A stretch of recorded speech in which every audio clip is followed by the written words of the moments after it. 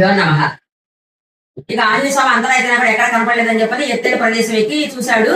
చూస్తే అక్కడ అశోకవనం ఒకటి కనపడింది. ఈ అశోకవనంలో నేను వెతకలేదు కాబట్టి అశోకవనం ఎక్కుదామని చెప్పని అశోకవనం ప్రాకారం మీదకి దూకాడు హనుమంతుడు. దూకిన తర్వాత అప్పటికే తెల్లవారిపోయింది. తెల్లవారిపోయేసరికి తన అందరు చూస్తారని చెప్పి తన శరీరాన్ని ఇంకా కుంచుకొని సూక్ష్మ రూపంలో అయిపోయి ఇక వనం అంతా ఎత్తడం మొదలుపెట్టాడు. ఆ వనం ఎలా ఉందంట, చాలా బ్రహ్మాండంగా ఎన్నో అరటి తోపులు, మామిడి తోపులు, ఎన్నో రకాల పూల చెట్లు, ఎన్నో రకాల పళ్ళ చెట్లు, లతలు, తీగలు, ఎంతో అద్భుతంగా ఉందంట ఆ వనం. అక్కడక్కడ బెంచీలు, కుర్చీలు, ఆసనాలు వేసినాయంట. అవన్నీ కూడా బంగారంతో, వెండితోటి చేసిన ఆసనాలు ఉన్నాయంట. వాటి మీద రత్నాలు పొందిన కంబళ్ళు కప్పున్నాయంట ఆ ఆసనాల మీద.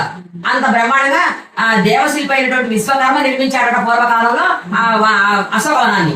అంత శోకం అనేది ఉండదట ఆ వనంలో. ఎప్పుడు సంతోషం ఉంటుందంట. అశోకం అంటే శోకం అనేది లేనటువంటి వనం. అలాంటి వనంలో వచ్చాడు హనుమంతుడు. వచ్చి ఆ చెట్టు మీద నుంచి ఈ చెట్టు మీదకి, ఈ చెట్టు మీద ఆ చెట్టు దూకుతూ చూస్తున్నాడు. చూస్తూ ఉంటే అక్కడ అన్ని కాలంలో పండేటువంటి పూలు, పండ్లు అన్ని ఉంటాయంట. ప్రతి కాలం, ఈ కాలం ఆ కాలం లేకుండా 300 రోజులు కాసే కాయలు, పువ్వులు, పండ్లు కూడా ఉన్నాయంట అక్కడ. ఎంత బాగుంది ఈ వనం అని అనుకుంటూ తిరుగుతూ ఉన్నాడు. అట్లా కొంత దూరం వెళ్ళేసరికి ఒక దగ్గర ఒక 1000 స్తంభాలతో ఒక ప్రాకారం కనపడింది. ఆ ప్రాకారంలో ఒక స్త్రీ దుఃఖిస్తూ కనపడింది. మాసిపోయిన చీర కట్టుకుని అలంకారాలు ఏం చేసుకోకుండా ఎంతో దుఃఖంతో ఉండి మధ్య మధ్యలో నిట్టూరుస్తూ ఉన్నది ఆ స్త్రీ. ఆమెను చూశాడు హనుమంతుడు. చూస్తే పెద్ద రాక్షస స్త్రీలందరూ కూడా కత్తులు పట్టుకుని కాపలా కాస్తున్నారంట ఆ స్తంభ అదంతా కూడా, ఆ ప్రాకారం అంతా కూడా. వాడు ఎలా ఉన్నారు ఆ రాక్షసులు ఎంతో భయంకరంగా. ఒక రాక్షసుకి పొట్టంత బాగా ఏలాడుతూ ఉంటది. ఒక రాక్షసుకి స్థలాలు ఎంత బాగా ఏలాడుతూ ఉంటాయి. ఒక రాక్షసుకి ముక్కు వచ్చి తలకాయలో ఉంటది. ఒక రాక్షసి కన్ను వచ్చి పొట్టలో ఉంటది. ఒక రాక్షసుకి చెవులు ఎంత పెద్దగా ఉంటాయి. ఇక వాళ్ళు ఒక నల్లగా మేఘల్లా ఉంటారు. అట్లా పొట్టోళ్ళు కొంతమంది, పొడిగోళ్ళు కొంతమంది. చూస్తేనే భయం వేసేంత వికృతంగా ఉంటారు ఆ రాక్షసులు.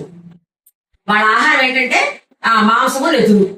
వాళ్ళకి కళ్ళు అంటే చాలా ఇష్టం. కళ్ళు తాగడమే కాకుండా ఒంటిగా కూడా పూసుకుంటారంట. అలాంటి వికృతమైన రాక్షసులు కాపలా కాస్తూ ఉన్నారు ఆ స్త్రీని.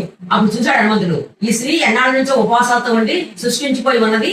ఎన్నాళ్ళ నుంచో బట్టలు మార్చుకోలేనట్టుగా నలిగిపోయిన వస్త్రాలతో ఉంది. అయినా కూడా ఎంతో కళా కాంతితోటి, కాంతి ఏ మాత్రం తగలేదు. మహా ప్రతిభతలాగా ఉంది. ఈమె సీత కావచ్చు, ఈమె సీతాదేవి అయి ఉంటది అని చెప్పి చూస్తున్నాడు. అక్కడట ఆమె పసుపు పచ్చని చీర కట్టుకుని ఉంది. ఒక పసుపు పచ్చని చీరలోనే కొన్ని నగలు కట్టేసేసి అక్కడ చెట్టుకి కట్టి ఉన్నాయంట. అప్పుడు అనుకున్నాడు హనుమంతుడు, ఇదే చీర ఈ పసుపచ్చ చీరలోనే తన పౌరుషకు కొంచెం చెప్పి కొన్ని నగలు వృషమో పరపై పడేసింది. ఆ నగలు కాకుండా వేరే నగలు తను అలంకరించుకోకుండా మళ్ళీ కొంచెం చెంగు చింపి ఇక్కడ కట్టింది.